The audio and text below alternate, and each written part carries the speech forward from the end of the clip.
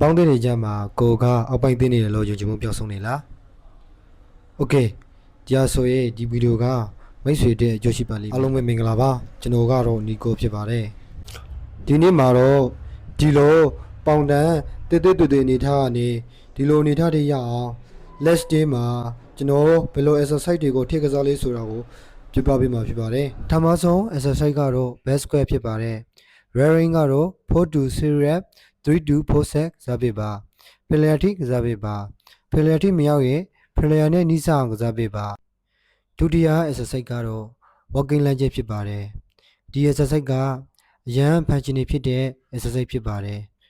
dynamic movement ဖြစ်သောကြောင့် flexibility နဲ့ knee joint mobility အတွက်ရန်ကောင်းတဲ့ exercise ဖြစ်ပါတယ် rearing ကတော့12ကြိမ်ကနေ15ကြိမ် fitness level လိုက်3 to 4 set ကစားပေးပါ